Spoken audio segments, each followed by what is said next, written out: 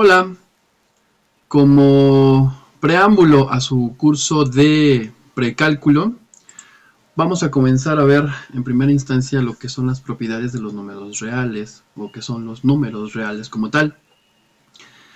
Desde un principio, desde que tuvimos el acceso a la educación, nos hemos encontrado en la vida cotidiana los números.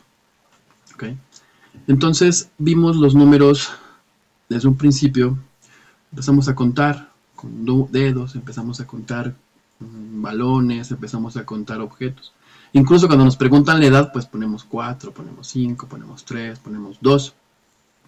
Entonces los números, desde que somos niños, tenemos ese acercamiento a lo que son los números reales. Entonces, por decirlo así, nosotros comenzamos a ver los números, después los polinomios, después las funciones, análogamente las figuras geométricas, la trigonometría. Pero comenzamos a ver por niveles, ¿no? De hecho, si se dieron cuenta, conforme van avanzando en la escala académica, pues en la primaria tienen un acercamiento con los números, con las matemáticas. Cuando pasan a la secundaria, como que ven cosas repetidas que ya vieron anteriormente, pero ya lo ven de una manera distinta, un poco más profunda.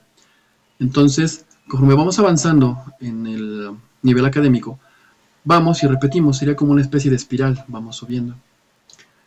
Pero al subir en un piso vemos algo muy parecido, pero de una diferente perspectiva. Pasamos en la primaria, luego secundaria, y vemos otra vez lo mismo, pero con más reglas. Pasamos al bachiller o a la preparatoria, con más nivel. Llegamos a la universidad y vemos otra vez lo mismo, pero con más nivel. Entonces ahora toca, en esta ocasión, en el curso de precálculo, pues darle un vistazo, ¿no? Lo que son los números, para poder adentrarnos de lleno a lo que es la parte de cálculo. Con el precálculo vamos a iniciar con los números reales. Y bueno, lo primero que les quiero decir, pues es la definición de los números reales. ¿A qué me refiero con los números reales? Entonces, en primera instancia tenemos a los números naturales. Como les comentaba, en nuestra vida cotidiana, los primeros números con los que nos acercamos, pues son aquellos que son los números naturales. Y pues nosotros los conocemos como el 1, como el 2, como el 3, como el 10, como el 11, 20, 21, 100, 101, 102, hasta el infinito. En el kinder tal vez salimos contando del 1 al 10, o del 1 al 100. De la primaria se supone que ya salimos contando hasta los millones, ¿no? Hasta los billones, tal vez trillones. Y todos esos son números naturales. Pero noten que cuando nosotros nos encontramos por primera vez con los números, todavía no nos hablan del cero. Entonces, de manera natural, nosotros nos encontramos con los números naturales sin el cero. Algunos autores agregan el cero, pero algunos más puristas dicen, no, realmente de manera natural, el cero no lo podemos considerar como número natural. Entonces, aquí vamos a definir a los números naturales como esos que están aquí en la ecuación número 1. Del 1 hasta el infinito, contando de 1 en 1. Más adelante, lo que aparecen, digamos que a nivel de secundaria, nos dicen que existen otros números aparte de los naturales, que pues son los números enteros. Y pues aparte de haber los números que conocemos, el 1, el 2, el 3, aquí tengo un error con el negativo, después se los corrijo. 3, 4, 9, 10, 11, 100. También tenemos los negativos, menos 1, menos 2, menos 3, menos 9, menos 10. Entonces, para cada uno de estos tenemos un número simétrico negativo. Y justamente el que está a la mitad, que nos puede servir como sistema de referencia para movernos de unos números a otros, pues es el 0. Entonces, los números enteros los podemos definir como los números positivos más los negativos más el 0. ¿Okay? Noten pues que los números naturales los identificamos con esta letra N, con ese tipo de signatura. Y los números enteros los vamos a utilizar con la letra Z. Seguimos avanzando en nuestro encuentro académico. Y después nos muestran a los números racionales. Y pues, ¿quiénes son los números racionales? Pues justamente las fracciones, ¿no? Nos dan una pequeña embarradita en la primaria de lo que son las fracciones, pero en la secundaria y en el bachiller volvemos a ver los números naturales. Y pues nos dicen que pues tomamos numeritos, un número arriba y un número abajo, la condición para poder armar nuestra fracción o nuestro número racional es que el número de arriba, P, sea alguno de estos. El número Q también puede ser uno de estos, pero la única condición para armar un número racional es que la letra Q sea diferente de 0. ¿Ok? Más adelante vamos a ver en las propiedades por qué decimos que sea diferente de 0. Entonces, de esta manera, pues tenemos las fracciones. Entonces, en un principio, de manera natural, nos acercamos a los números naturales contando. Los números enteros aparecen como una necesidad, por ejemplo, en el comercio. A alguien que le vendas un producto, le vendas un bulto de maíz, 3 bultos de trigo, y no te los paga. Entonces, en este caso, las personas empezaron a asignarle ese signo negativo, o ese signo diferente, como una deuda. Posteriormente, pues a veces las personas ya no querían comprarte un bulto completo, ¿no? Pues solamente quiero medio bulto o quiero 3/4 de bulto. Entonces también aparece la necesidad de utilizar fracciones. ¿Ok? Y bueno, por supuesto, para construir números racionales, pues recuerden que la única regla es poner un número arriba entero, un número abajo entero, por ejemplo 2/3. 4 sobre menos 9, se cumple la regla. Menos 7 sobre 10, se cumple la regla. Vean que el de abajo nunca es 0. Menos 6 sobre 11, noten que por ejemplo en este término el negativo está abajo, el negativo está arriba y el negativo está en medio. No hay ningún problema en la distinción. Si solamente hay un signo, lo pueden poner arriba, abajo o en medio. Bien, vamos a ver un poquito de la notación, ¿vale? Para que vayamos entendiendo los simbolitos. Este que está aquí es muy conocido, pues le llaman infinito. Este también es infinito. Números naturales, números enteros. Y bueno, ¿qué dice aquí? Los números racionales se definen, se definen como los números escritos de la manera P sobre Q, tal que P, y este simbolito que está aquí parece una E, significa pertenece. Entonces, tal que P pertenece a los números enteros. Y esta como cuñita que está, que está invertida, lo vamos a identificar como una I. ¿Sale? Porque a veces en las matemáticas, en el precálculo, cálculo, necesitamos utilizar la letra Y, la letra X.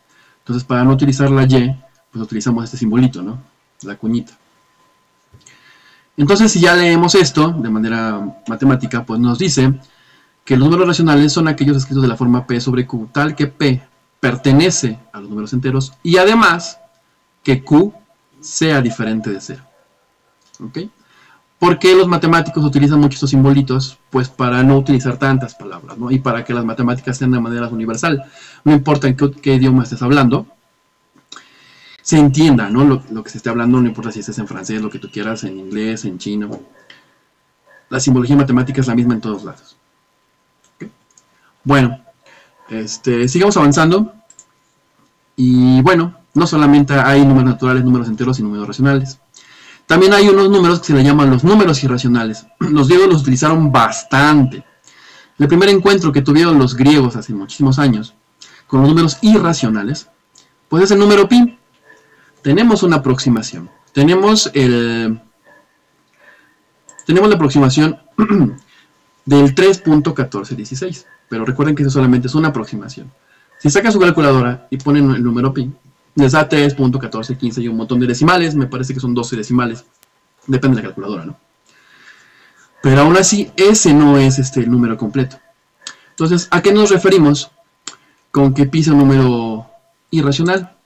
Pues a que no importa lo que hagamos, nunca vamos a poder escribir el número pi con forma de fracción. Noten que yo, por ejemplo, puedo tomar el 9, que es número entero, y también es número natural, y lo puedo escribir en forma de fracción. Ejemplo, 18 medios. Ok. Podemos tomar el menos 10, por ejemplo. Y el menos 10 lo podemos escribir como menos 20 sobre 2. Ok. Entonces, pero no podemos hacer esto con el número pi. Recuerden que el número pi es el número de veces que cabe el diámetro en la circunferencia. Y ese pedacito es una cantidad infinita que no podemos encontrar un patrón. Entonces no podemos escribir el número pi en forma de una fracción. Y el número pi no es el único número que tiene esa característica. También el número e, más adelante vamos a definir el número, aproximadamente es 2.1 o 2.7. Después con más detalle vamos a ver qué es el número e en sí, pero también es un número irracional. ¿Okay? Se utiliza mucho en ingenierías a la hora de hacer procesamiento de señales y operaciones con cálculo. Uno más sencillo, igual de la época de los dioses, es raíz de 2. Cuando Pitágoras llega a la historia, pues lo primero que quiere hacer es trabajar con triangulitos, ¿no? Déjenme ver si puedo formar un triángulo, más o menos así, ¿no? Y pues él sacando su teorema de Pitágoras, recuerden que el teorema de Pitágoras es raíz del, no sé, de a cuadrado más b cuadrado. Si tú le pones al a1 y al b1, pues te queda 1 al cuadrado más 1 al cuadrado, 2. Y luego la raíz. Entonces, si te das cuenta, si tú sacas la raíz, igual tienes el mismo problema. No puedes escribir la raíz de 2 con los decimales periódicos. Entonces es un número racional, no lo podemos escribir en forma de fracción. Por lo que el número 2, pues es un número irracional.